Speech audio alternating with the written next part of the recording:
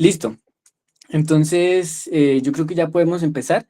Antes de comenzar con la presentación, me gustaría preguntarle, pues, que usted tuviera la oportunidad de presentarse y que nos contara cómo entra usted, cómo empieza usted en el mundo de la espeleología y por qué termina en esta rama de la espeleología, de los monitoreos. Sí, sí, muy bien. Bueno, buenas tardes.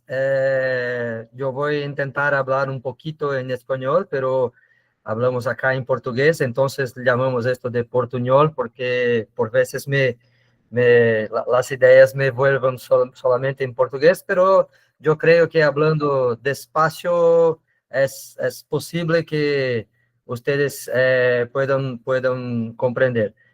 Juan José está diciendo que no se puede oír. Sí, no sé si alguien más tiene ese problema, yo estoy escuchando bien. Sí, sí. Yo creo Vamos a- que puede ser un problema individual, no sé decirlo, pero si Se más oye personas bien, tienen problemas, sí. Ah, ok, se oye sí, bien. debe ser Ok, un problema individual. sí, Entonces, sí. listo. Bueno, yo empecé a visitar las cuevas cuando yo tendría cerca de 15, 16 años aproximadamente, entonces son casi 32, 33 años atrás. Eh, nosotros, yo vivía cerca de un parque estadual acá en Brasil, que es el Parque Estadual Turístico de Alto Ribeira, que es PETAR. Lá tenemos una gran concentración de cuevas, cerca de 500 cuevas solo en esta región de este parque. Entonces, hacíamos esto de forma recreativa, con los amigos, familiares. Yo comencé a hacer mis estudios de nivel universitario en turismo, mi formación es en turismo. De turismo yo comencé a me especializar en ecoturismo, a trabajar como guía en el primer momento por las cuevas de Petar, y con la operación turística de una forma general. Después yo comencé a desenvolver algunos estudios de posgraduación, para que yo fui convidado a ministrar aulas, clases. Entonces, con eso yo comencé a hacer la posgraduación. Yo ya tendría decidido que habería estudiar con el ecoturismo en cuevas y el esperoturismo. Entonces, yo fiz una especialización, una posgraduación en nivel de especialización en manejo ambiental. Yo estudié los impactos de la visitación en las cuevas de Petar. Después, yo ya estaba viviendo en el estado de Mato Grosso do Sul. Allá yo estaba en la Universidad Estadual de Mato Grosso do Sul. Entonces, desenvolvemos en mi maestría estudios en las cuevas de la región de Bonito, que es una región turística muy conocida mundialmente, más por los ríos de aguas muy cristalinas, né? Una región cárstica muy particular, mas também por algumas cuevas turísticas. E depois, em meus estudos de doutorado, eu volvi ao meu estado de São Paulo e fui desenvolver novos métodos de capacidade de carga turística para cuevas, porque os métodos que nós utilizávamos eram muito específicos para senderos e outros tipos de atrações turísticas, e não eram muito adequados para as cuevas. Então, eu não tenho uma formação inicial em climatologia, tive que ir aprendendo em la maestria e depois no doutorado, pero por la necessidade, por compreender que é um dos estudos mais importantes para o manejo, para a gestão de las cuevas turísticas. Entonces, desde aproximadamente 2008, yo inicié los primeros trabajos de monitoramiento acá en Brasil, que hasta entonces eran muy dispersos, eran monitoreos muy cortos en tiempo y con una instrumentación que no era muy apropiada para esto. Yo inicié esses estudos desde 2008 e continuo haciendo los monitoramentos desde entonces. Acá en Brasil, yo ya desenvolví pesquisas de monitoramento y manejo de la visitación en cerca de 50, 60 cuevas turísticas. Estaba comentando ainda há pouco com Gonzalo, que desde o mês passado, nós iniciamos um novo projeto em el estado de Mato Grosso, com novas 16 cuevas turísticas, cuevas que querem se abrir para o turismo, só uma de elas já é uma cueva turística, e outras 15 que também se há interesse de visitação. Então, os estudos ambientales são o primeiro passo para que isso pueda acontecer. Então, essa é uma síntese de minha trajetória, e agora eu vou colocar aqui minha projeção de slides para orientar. Eu coloquei o máximo possível em espanhol, pero é espanhol de tradução de Google. Então, eu não sei se está muito bem, pero eu creio que está compreensível. Les pido disculpas si algo estiver fuera del español más formal, más correcto. Y una parte está en portugués y algunas partes están en inglés, entonces peço disculpas, mas yo fui tentando ajustarlos lo mejor posible. Bueno, deixa eu hacer la proyección. Listo, no hay problema. Gracias.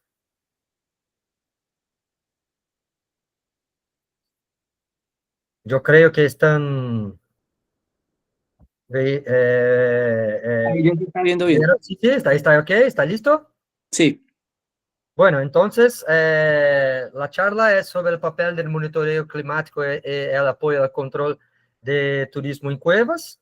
Yo soy también, esqueci de comentar que actualmente yo soy profesor de la Universidad Federal de San Carlos, aquí en Brasil, y soy el representante para la América del Sur, para la Asociación Internacional de Cuevas Turísticas, la ISCA, como miembro de la diretoría de la asociación desde 2010. Desde 2010 yo soy como parte del cuerpo directivo de ISCA. Bueno, la idea es hablar un poco sobre el turismo de cuevas que sea responsable y sostenible, el monitoreo espeleoclimático en apoyo a la planificación y gestión del espeleoturismo y las actividades de espeleoclima desarrolladas acá en Brasil relacionadas con la capacidad de carga turística. Cuando nosotros hablamos de turismo de naturaleza sostenible, yo estoy defendiendo la línea de pesquisa que es un sinónimo del ecoturismo, pero al menos en la aplicación práctica que nosotros conseguimos hacer acá en Brasil. Entonces, este concepto es baseado en 3 pilares, que son la promoción de la conservación de la naturaleza. Entonces, el ecoturismo no solamente se beneficia de la conservación, pero él además propicia la conservación de la naturaleza también. La generación de beneficios para la comunidad receptora como un punto muy importante, porque esta comunidad es que da soporte para la conservación de la naturaleza en la mayoría de los casos acá en Brasil y la mayoría de los casos en otros lugares del mundo también. Y también en la eficacia de la interpretación ambiental para que haya una comprensión en el proceso de vegetación, para que los visitantes puedan entender el mundo subterráneo, las cuevas, y que puedan llevar esto con más significado para sí. Entonces, nosotros trabajamos muy por la línea de una interpretación que sea más efectiva, que sea más emocional y más conectada con la realidad de la vida de las personas. Entonces, esos son los principales pilares. Y estos pilares nosotros traducimos por medio de buenas prácticas, porque compreendemos que los modelos teóricos son muy interesantes, porém, pero la investigación académica muchas veces ela es demasiado idealista y está alejada de la realidad. Entonces, desde aproximadamente 4 o 5 años atrás, en conjunto con Hugo Araújo, que es coautor conmigo de un artículo que yo voy a mostrar la capa luego más, nosotros concebimos que lo más interesante era hacermos una pesquisa de lo que estaba siendo hecho na prática de bueno en cuevas turísticas. Tomamos como base cuevas turísticas brasileñas, portuguesas y españolas, y encontramos, listamos, arrolamos buenas práticas, né, que são atividades que podem ser aplicadas e replicadas em outros contextos. Pero quem decide que se trata de uma boa prática é uma base comparativa com a investigação técnico-científica. Então, nossos pontos de partida foram as diretrizes internacionais recomendadas para el desarrollo y la gestión de cuevas turísticas de ISCA, las directrices para la protección de cuevas de karst, de la IUCN, en conjunto con la Unión Internacional de Espeleología, y el guía de OMT y OMC hacia un turismo más sostenible, un guía para responsables políticos, y también de la IUCN, Turismo y Gestión de Visitantes en Áreas Protegidas, diretrizes para a sustentabilidade. Com isso, nós hacíamos uma seleção de boas práticas em las cuevas que utilizamos para o estudo. Nesto utilizamos cerca de 40 cuevas turísticas nesses 3 países, e cada prática que foi identificada deveria ser validada em base a preceptos de sustentabilidade consolidados ou de acordo com as bases conceptuais de ecoturismo. Então, un ejemplo de las buenas prácticas está en este recorte de la tabela 1 del artículo. Entonces, desde el punto de vista ambiental, environmental, elaborar los estudios previos para a abertura de una cueva, por ejemplo, o mismo en cavernas que ya son con visitación, con foco objetivando la prevención e a diminuição dos impactos negativos no ambiente. E por que fazer isso?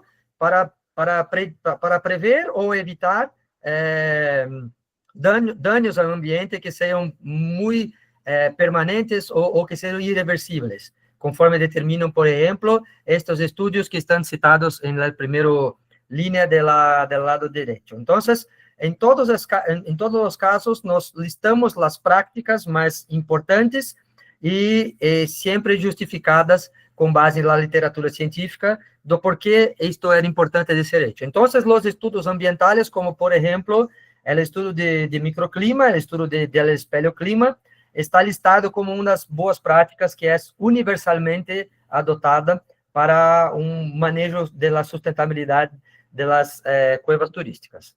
Então, um exemplo de aplicação disso, nós temos aqui, por exemplo, para a conservação do meio ambiente, um princípio general que nós usamos é que menos é mais. O que isso quer dizer? Que temos que estruturar a cueva priorizando a experiência do visitante e protegendo os recursos naturais e culturais, monitorear os impactos ambientais da visita e controlar e supervisar as visitas para reduzir os impactos causados. Aplicações práticas disto, por exemplo, em la Cueva de Santana, em Petar, com pouca infraestrutura de visitação. Então, deixar a cueva lo mais próxima possível de seu ambiente original, com pouquíssimas alterações, para turismo mais de visitação de ecoturismo, que há também pouco de aventura nisso, pero é uma visitação com mais experiência e com mais significado. Bueno, se elige uma cueva para uma visitação em grupos maiores, claro que em volumes maiores de visitação, claro que necessita de uma estrutura pouco mais robusta do que estas escalas mais simples, por exemplo. Este é um caso de cueva com estrutura mais pesada, mais efetiva, que é a Cueva del Diablo, cerca de Petar, é um outro parque estadual, que se llama inclusive Parque Estadual de la Cueva del Diablo, donde hay iluminación instalada dentro de la cueva, pero la iluminación antigua no era con luces apropiadas. Esto fue cambiado para una nueva iluminación desde 2012 con lámparas LED. Agora no tenemos más el problema de crecimiento de vegetación. También son luces temporizadas. Antes la luz era encendida al inicio de la vegetación por las 9 de la mañana. Esto se permanecía hasta las 5 de la tarde. Entonces, esto no era muy adecuado. Entonces, agora es temporizado solamente na presença de visitação, que lá a iluminação é acesa. E a ideia de trabalhar com grupos pequenos de visitantes, sempre que possível, tanto em casos de aventura, como a Cueva Ouro Grosso, que por la própria condição geral de aventura, condiciona que seja com grupos pequenos por la seguridade, pero em muitos casos, como Santana, Água Suja e outras em Brasil, é mais focado em uma experiência de visitação diferenciada, ecoturística, e que não seja muito massificada, que seja algo, de fato, diferente de outras oportunidades de visitação turística, mesmo por la natureza. Se querem depois saber mais das práticas, né, este é o artículo, puedo disponibilizar-les depois também. Está publicado desde 2023 em GeoHeritage. E os estudos ambientales estão listados como uma de las práticas fundamentais, né, de uma das boas práticas para o manejo de las cuevas turísticas. Então, eu vou falar especificamente no exemplo do estudo de espeleoclimatologia, suas características para que isto pueda também ter este mesmo nível de qualidade que estamos falando acá. Então, o espeleoclima, ele é derivado do microclima, né? O microclima é uma análise mais detalhada, é uma escala mais detalhada de análise do clima de um modo geral, de los fenômenos atmosféricos, correspondente ao clima de um compartimento topográfico específico, como as cuevas. E no caso específico das cuevas, o espeleoclima, né, o que caracteriza a designação de espeleoclima e não microclima, é que a perspectiva atmosférica das cuevas é muito diferente de outros espaços naturais específicos, por conta do confinamento espacial, de la redução relativa dos intercâmbios de energia e massa com o meio de superfície, o meio externo, e a quase ausência de incidência solar direta. Então, por essas características que se defende que é uma escala específica de análise climática. Esta análise, né, de espeleoclima deve considerar que temos intercâmbios limitados de energia e massa, como eu les disse, que são condicionados por las poucas ventanas de contato com o entorno subterrâneo. Então, é o caso acá da caverna de Santana, onde todo um sistema subterrâneo de mais de 10 quilômetros tem apenas este ponto de contato aqui com o meio externo. Então, neste caso, temos uma situação de funil que condiciona, por exemplo, toda a questão de gestão de visitação, tanto por la dificuldade de entrada e saída de visitantes, mas também por la dificuldade de troca gaseosa atmosférica condicionada por uma restrição muito curta. Então, é o modelo genético, modelo general de circulação atmosférica de Santana, por exemplo, é um modelo, né, de captura de ar caliente, porque ela se desenvolve predominantemente desde o ponto de acesso para galerias superiores. Então, todo o fluxo de impacto da visitação tende a encender as galerias superiores, que são mais sensíveis, por conta de ter este modelo general de visitação, que prende o ar caliente acá, sim?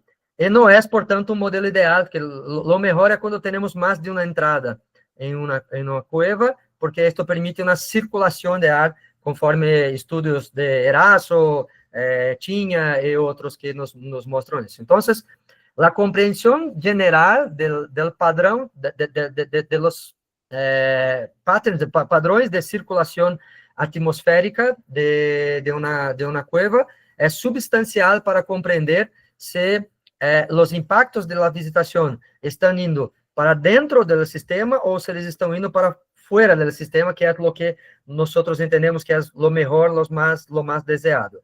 Cuando la dispersión de los impactos ocurre para dentro de los sistemas, entonces entra la necesidad de trabajarmos la capacidad de carga turística para comprender el límite máximo aceptable de visitantes sin causar danos efectivos irreversibles en la cueva. Sempre lembrando que não é um sistema cerrado, os cambios, né, no entorno externo podem identificar-se na atmosfera da cueva. Acá na cueva de Santana, por exemplo, a variação, a amplitude térmica aqui fora da cueva chega diária, é de cerca, muitas vezes, de 20 graus em um único dia, pero acá na zona mais profunda, isto chega a 0.3, 0.4, pero em uma periodicidade de 72 horas e não em 24 horas. Então, tem que estudar de forma mais contínua no tempo, principalmente para uma caracterização mais geral, para compreender em quanto tempo as variações do meio externo chegam acá mais nas zonas profundas, pero que elas chegam sempre. Sempre há alguma variação, nunca é completamente estável a zona mais profunda de la maioria das cuevas, hasta 3, 4, 5 kilómetros.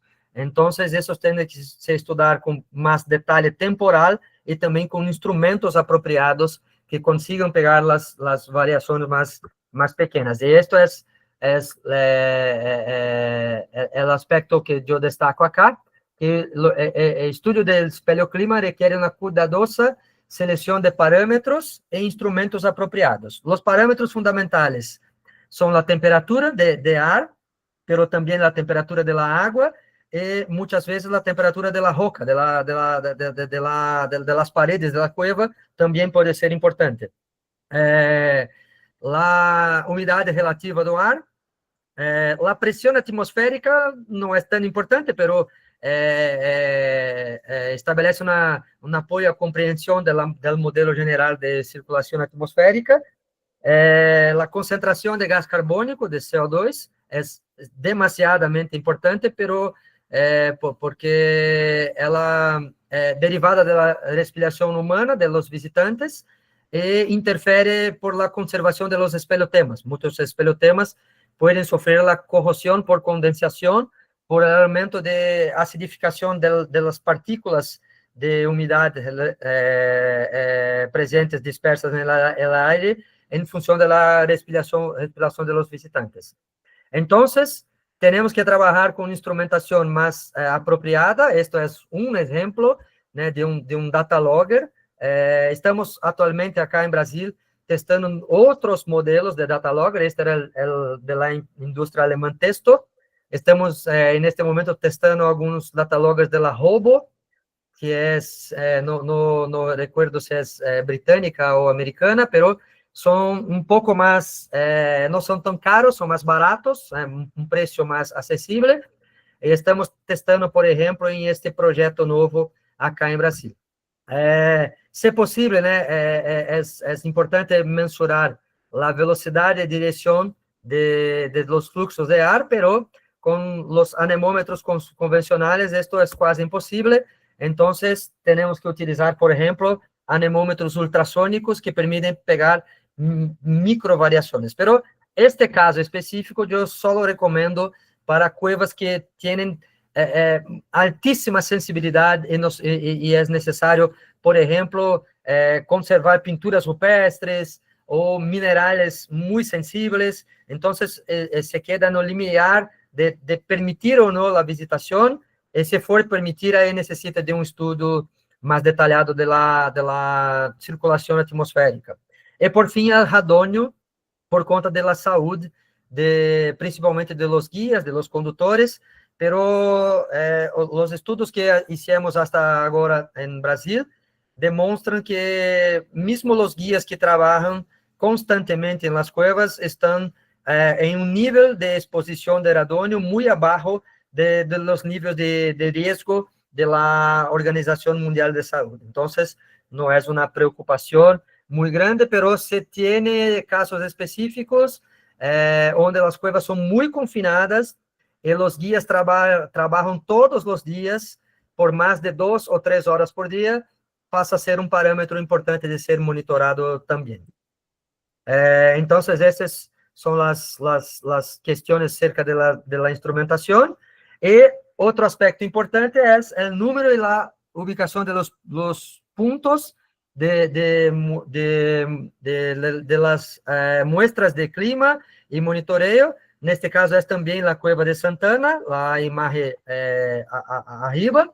Entonces, por ejemplo, todos estos puntos fueron las estaciones de monitoreo que utilizamos para hacer una clasificación más precisa, pero es una cueva con 5 niveles de galerías en la parte inicial. Entonces, tendría una complejidad geológica y geomorfológica que necesitaba eso. Por la Gruta de Mateus, por ejemplo, otra cueva que hicimos el monitoramiento, está en Bonito, Mato Grosso do Sul, y es una cueva más favorable a circulación atmosférica. Mire, que tiene una entrada superior, entonces la tendencia del aire caliente es subir acá y se escapar. Y cuando hicimos el monitoramento, utilizando estos puntos aquí, de facto percebemos que todos los impactos de la visitación, eles tendrían a escapar por esta parte superior, entonces no hay una preocupación muy grande con casos así. El estudio de la espeleoclimatología, além de las relaciones intrínsecas del conocimiento del clima, es muy importante, por tanto, para la conservación de espeleotemas, para la conservación de pintura rupestre, para la conservación de la biodiversidad. Entonces, en cuevas donde hay especies amenazadas, especies frágiles, o pinturas rupestres, o espeleotemas muy sensibles, es muy importante hacerlo, no solamente con un estudio de base, pero un estudio más detallado de la condición. Para comparación y calibración de paleoclima también ha sido utilizado. También sirve como efecto memoria en relación con el cambio climático, porque las alteraciones en las cuevas levam mais tempo para se proceder em relação ao ambiente externo, para os impactos do turismo e capacidade de carga, e é um importante parâmetro de controle de qualidade ambiental, pero que a resposta é muito rápida. Você coloca os grupos de visitantes e isto já se aparece em los sensores, sobretudo por la temperatura. Então, é fácil trabalhar com clima, se você comparar com, por exemplo, com a biodiversidade ou com outros parâmetros que são muito mais complexos e não te trazem uma resposta rápida e efetiva. A biodiversidade, por exemplo, muitas vezes a interferência é inversa do que lo imaginamos. Há muitos casos acá em Brasil que são pesquisados por la biodiversidade, onde a presença de visitantes aumentou a concentração da fauna subterrânea, ao invés de diminuir a concentração, porque os turistas levam aporte de alimento para dentro do sistema. Então, é mais difícil, são outros parâmetros, e não é tão rápido chegar a alguma conclusão, diferente do clima, que permite uma conclusão muito mais rápida e assertiva. Acá estão exemplos, né, por la Cueva de Santana, del monitoreo, onde vocês podem ver os pontos maiores aqui, são coincidentes, por exemplo, com grupos de visitantes que entraram especificamente para visitar as cuevas. Então, isto é muito fácil de se observar sem maiores problemas. E também o estudo atmosférico, neste caso acá, com o apoio do MEV, do microscópio eletrônico de varredura, nos permitiu verificar, por exemplo, fluxos de ar levando partículas adentro das cuevas, ou também de los visitantes. Acá, por exemplo, é uma fibra de tecido, de roupas, ¿sí? Aqui são estruturas biológicas, provavelmente da própria floresta. Então, há estudos derivados que também podem fazer utilização aí do estudo espeleoclimático. Acá é um exemplo muito curioso de resultado de monitoreio ambiental, né, que nós estávamos desenvolvendo em la Cueva de Santana também, quando se instalou a pandemia de COVID. Então, estávamos com este padrão de vegetação, de variação de temperatura, com a entrada de grupos de visitantes, e quando se entrou a pandemia, fica nítido a diferença dentro da cueva, porque você tem só o padrão natural de variação, que é muito pequeno, e não tem mais, né, a variação generada, causada por os visitantes. Nós brincamos que esto é antes da COVID e depois da COVID, como eu me gusta de las bandas de rock, eu usei o AC/DC aí como uma brincadeira em cima antes da COVID e depois da COVID. ¿Sí?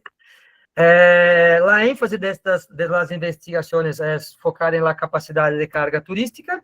Estes são os dois principais métodos que eu participei de desenvolvimento, que são de projeção de cenários de visitação e o método de capacidade de carga baseado em controle ambiental. Este é o método de controle ambiental. Então, iniciamos com a seleção e monitoreo de los parâmetros ambientales. Acá estou descargando dados. Nesta época ainda utilizávamos cables. Hoje é todo o modelo de roubo que eu estou usando agora é com aplicativo de celular e Bluetooth. Então, muito mais fácil, muito mais tranquilo de se trabalhar. Este método leva em consideração que a resposta do ambiente nem sempre é linear. Então, acá, por exemplo, podemos ver que as barras representam os números de visitantes e a variação em linha representa a variação de temperatura. Então, há dias sem visitação, onde temos lá uma variação de 0,1 graus. Há dias com variações de 0,2 ou 0,3 graus, pero com distintas quantidades de visitantes, acá com poucos visitantes, gerando 0,2, acá, né, com poucos médios visitantes, perto de 50, 60 no dia, 0,2, e dias de muitos visitantes, 200, mais de 200 no mesmo dia, cerca de 200, generando 0,3, pero temos outros dias onde há visitantes e não há muitos impactos, como acá abaixo, ¿sí? Zero variação, com grupos de 50 a 100. E isto nos permitiu identificar, nós tendríamos aqui dois caminhos. Um era os pontos de dispersão e encontrar aí uma tendência de padrão, isso é possível. Há método de capacidade de cuevas de los espanhóis, do professor Calaforra, da Universidade de Almeria, que eu considero um método muito bom também, que faz isso, faz uma curva de dispersão de pontos e tira lá uma curva de tendência, e isso permite também encontrar um limite de visitação. E neste caso, eu criei uma outra equação que considera todos estes valores e identificou que o ponto fundamental não é a quantidade de visitantes, pero o tempo de permanência em um ponto específico da cueva. Então, se você distribui a visitação e a interpretação em paradas mais curtas, no caso da Santana, o tempo limite é 11 minutos. Então, se as paradas são abaixo de 11 minutos, situações como estas, de altos impactos térmicos, não acontecem. Se passa de 11 minutos, estes impactos mais efetivos aparecem. Então, tem que testar os tempos de parada interpretativa e ver quais, porque é uma variável muito importante para um ambiente confinado. Então, isto é mais importante, muitas vezes, do que hasta a quantidade de pessoas efetivamente. E o segundo método, que é de projeção de cenários, nós começamos... decidimos o que queremos, para depois verificar se isto é possível, o que estamos utilizando atualmente em Brasil é uma combinação de ambos. Então, iniciamos por este, e para decidir o que queremos, nós chamamos de cenário de visitação, é como imaginar como queremos que a visitação pueda ser na cueva no futuro, e este cenário, ele traz a resposta para quantas pessoas queremos diariamente dentro de um roteiro, dentro de uma atração. E isto é baseado em tempo do roteiro, em la interpretação, os interesses do público, a infraestrutura que existe, a segurança, o tamanho dos grupos. Esto es dialogado con todas las personas del turismo local para que se llegue a un consenso y se comprenda lo que desean como modelo de visitación. Entonces, acá, por ejemplo, para algunas cuevas do Parque Estadual Intervales e do Petar, foram projetados grupos de 20 pessoas, ao total 120 por dia, acá 30, grupos de 30 pessoas, a 270 por dia, pero esta es la proyección inicial. Nosotros comprendemos que esto es mejor porque nosotros pasamos estas informaciones para las equipes ambientales. Entonces, las equipes ambientales de espeleoclima, de biología, de geología, cuando ellas van a hacer sus estudios de campo, elas não têm que imaginar quantas pessoas que vão a visitar. Nosotros passamos para ela os padrões que desejamos que sejam. E elas vão testar, verificar se isto é possível ou não, cada uma utilizando as metodologias apropriadas para sua temática. Então, no caso de espeleoclima, nós sempre hacemos simulações de visitação com estes tamanhos de grupos apontados acá, sim? Para verificar se isto causa impacto significativo em las cuevas e em quanto tempo isto estabelece as condições normais. Todos os estudos ambientais elaboram seus respectivos mapas de fragilidade. Estes mapas obedecem, são elaborados por temas, né? E eles seguem uma escala padronizada de níveis de fragilidade. Então, todos trabalhamos com a mesma escala de fragilidade, sim? Que tem cores del semáforo, verde, amarillo e rojo, e também o preto quando a cor negra, quando a fragilidade é muito elevada, é uma indicação de que não é compatível com a vegetação turística. Então, classificamos os mapas das cuevas com essas cores, com base nos parâmetros de cada estudo. Então, acá, por exemplo, no caso da Cueva de Santana, este é o estudo de gás carbônico também, né, de CO2, e aqui este é o mapa de fragilidade da Cueva de Santana. Então, sabemos que por toda a zona de entrância da cueva é baixa fragilidade, no primeiro nível de galerias é média fragilidade, e nas galerias superiores são alta fragilidade. Então, nós tentamos propor roteiros de visitação que concentram os visitantes em el amarillo e verde, e grupos muito pequenos, de 5 visitantes, 6 visitantes, solamente 2 grupos por dia, em los salones, né, em los trechos mais frágiles, para que esto não cause danos maiores, por exemplo, na cueva. Bueno, este é o modelo que nós temos utilizado acá em Brasil, concluyendo, portanto, e se abrindo a porta para a reflexão ou para o debate. El espeleoclima é um dos estudos mais importantes para a planificação e gestão do espeleoturismo. Eu tentei evidenciar acá o porquê disto. É um dos poucos que permite, até onde a ciência lo ha permitido, uma correlação direta entre a presença humana e o impacto das visitas, e a nível mundial é o estudo ambiental mais utilizado para determinar a capacidade de carga turística. Eu espero que tenha sido possível compreender mis palavras, e graças por sua atenção, e fico acá à disposição para dialogarmos. Listo, Eros, muchas gracias. Entonces, vamos a ver si hay preguntas. Pueden levantar la mano y les vamos dando la palabra.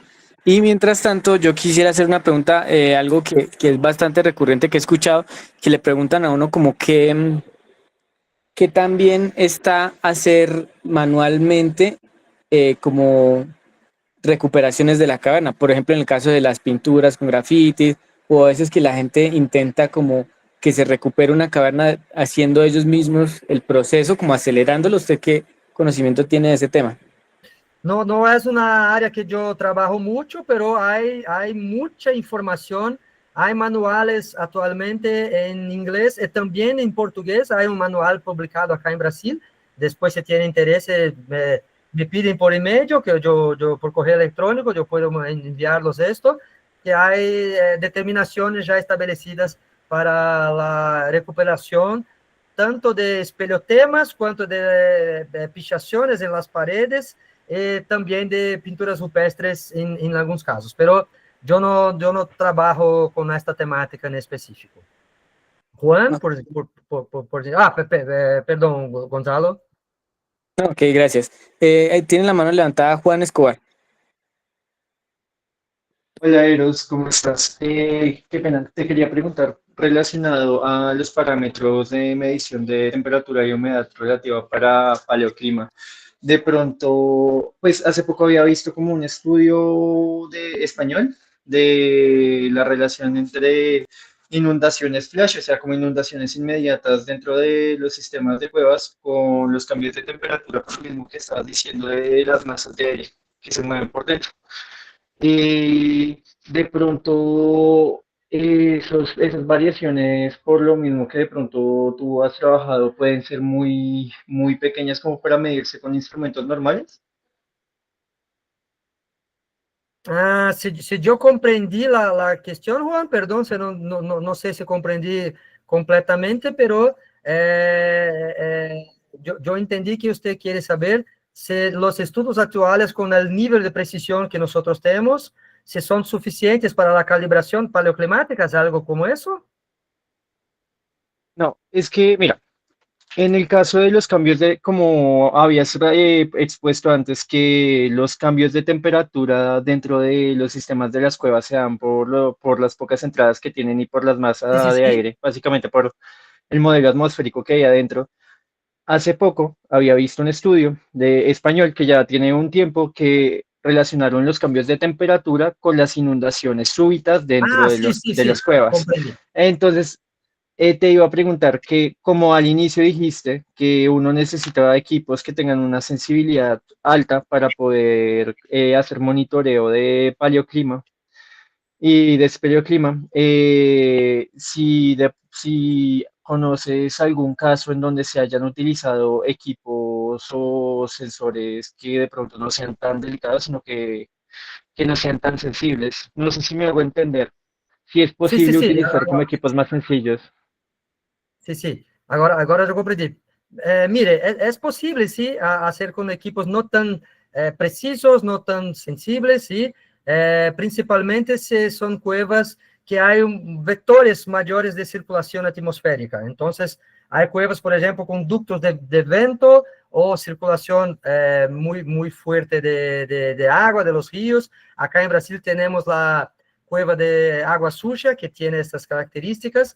En este caso, hasta utilizamos, por ejemplo, el anemómetro de concha normal, es posible, él funciona dentro de la cueva, termómetros manuales funcionan también, entonces, esto depende mucho de caso a caso, pero siempre que posible utilizar los sensores más sensibles, que son los más adecuados para encontrar las mínimas variaciones, pero cuando se tiene un vector mayor del propio ambiente, esto puede ser feito de otras formas. Yo creo que es esto que usted preguntó. Yo espero que sí. Vale, muchas gracias. De nada, de nada. Listo, gracias. Diego tiene la mano levantada. Diego Díaz. ¿Qué tal? Buenas noches. Buenas Qué noches. pena, es que no sé si le entendí bien, pero creo que usted nombró que hay alguna literatura donde hacen recuperación de arte rupestre en las cuevas. Qué pena, Eh, no le entendí cuando dijo eso. sí, sí, Diego, no es exactamente una recuperación de la arte rupestre, pero muchas veces hay pichazones, yo no sé si en español se habla así, pero grafismos, vandalismo de las personas hecho por cima, encubriendo las pinturas rupestres, y hay algunas técnicas para remover esto, remover esta tinta que fue colocada por visitantes mal intencionados, por vandalismo, y tentar revelar la pintura que está por bajo, y también cuando hay carbonatación por arriba, por cima de la pintura rupestre, também há técnicas para remover a carbonatação e revelar a pintura por trás. Pero Esto es muy sensible, muchas veces puede danificar la propia pintura, entonces es un trabajo de restauración de especialistas. Qué pena, usted no tiene literatura, lo que pasa es que la verdad aquí en Colombia se ha intentado en algunos casos eso, pero no se ha logrado nada, digamos, cuando es lo que usted comenta, que es, digamos, la mineralización por encima del arte rupestre, pues es complicado porque tendría que ser con algún ácido y generalmente siempre lo afecta.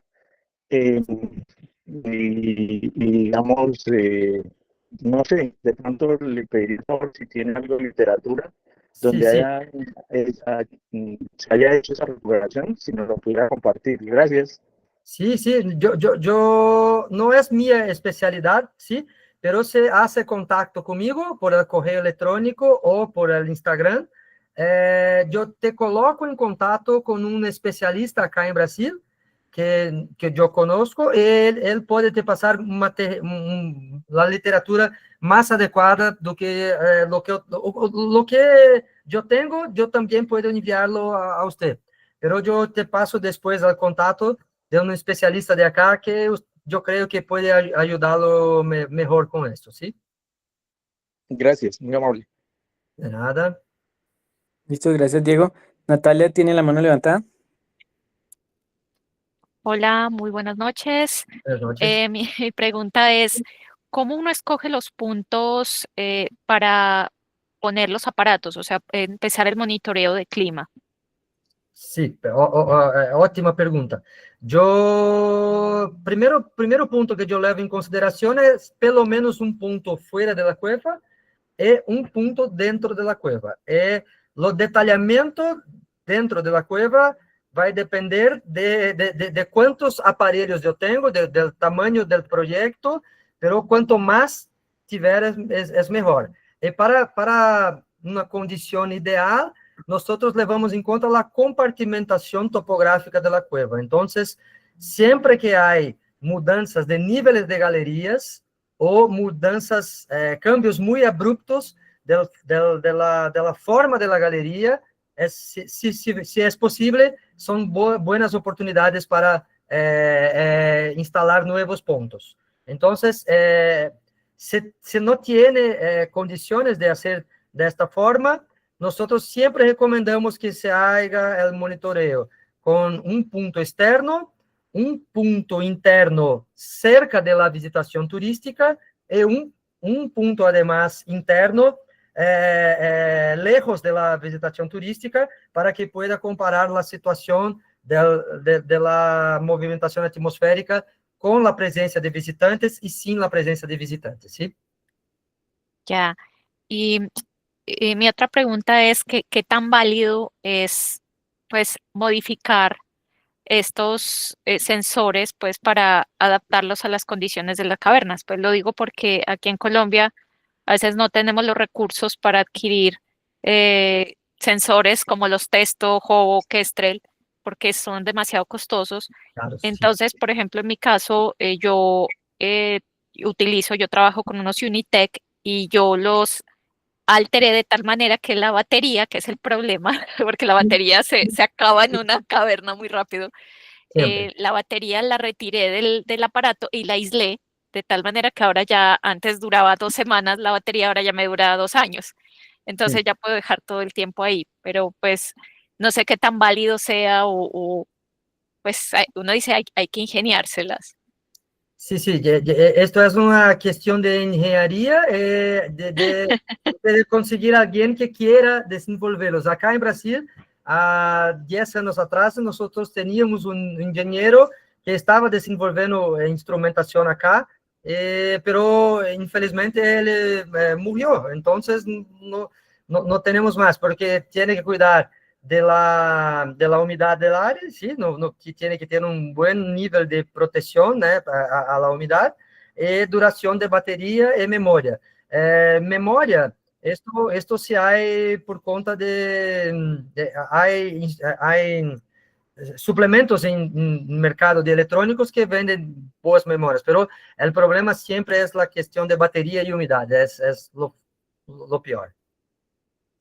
Vale, muchas gracias. Y yo le quería aclarar una cosa a Juan, creo que preguntaba lo de que si los aparatos podían captar como avenidas torrenciales dentro de las cuevas y yo te quiero decir que sí, en los estudios que hemos hecho en Antioquia, sí hemos visto que en cuevas cuando hay avenidas torrenciales la temperatura de la cueva por la parte activa baja Sim, considerablemente y la presión atmosférica aumenta por sim. toda la masa de agua que entra empujando el aire dentro de la cueva.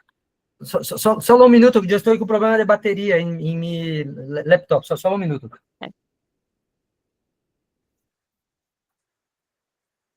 Vale, muchas gracias. Sí, es que ahorita de proyecto de grado estoy mirando con una investigación precisamente para relacionar como la avenida torrencial con los cambios de valores de parámetros climáticos dentro de una cueva. Pero pues igualmente eso ahí como lo acabo de iniciar estaba a la deriva y también por eso esto fue como preciso. Entonces, vale, gracias por la información porque sí me sirve mucho. Desculpas. Vale, listo. Juliana tiene la mano levantada. Sí, hola, buenas tardes, noches ya casi para todos. Eros, Sim, muchas sim. gracias por tu presentación, muy interesante. Tengo, bueno, algunas dudas. La primera es, bueno, ahorita con el tema del cambio climático cada vez es más difícil diferenciar acá en el trópico las épocas de lluvia de las épocas de verano, pero por ejemplo allá en Brasil la capacidad de carga varía dependiendo de pues de esa temporada en la que estén, ya que pues evidentemente pues en algunas cosas cuando es verano tiende a aumentar más la temperatura, también a veces los niveles de CO2 dependiendo de la conexión con el ambiente externo y pues en invierno pues al contrario, la cueva tiende a resistir pues un poco más y a estar un poco más ventilada, pues dependiendo de las condiciones de la cueva. Esa sería una pregunta. La otra pregunta que tengo es, ¿ustedes han encontrado eh, cómo saber, por ejemplo, cuando los espeleotemas están sufriendo procesos de desecación o corrosión a causa de esas alteraciones eh, del clima? Y cómo se reconocen, porque en muchos índices de perturbación y de impacto ambiental, pues hablan de corrosión y desecación a causa de esos cambios ambientales, pero ¿cómo diferenciarlos de los procesos naturales? Sí, comenzando por la segunda pregunta, la foto que yo mostré de los microscópicos electrónicos de varredura es justamente para contrastar esto, porque en áreas que no hay visitación, la superficie de los espeleotemas es muy más intacta, entonces usted no encuentra los indicios de corrosión. En áreas de visitación usted encontra, entonces es una inferencia indirecta de que sí está ocurriendo principalmente en la área de visitación.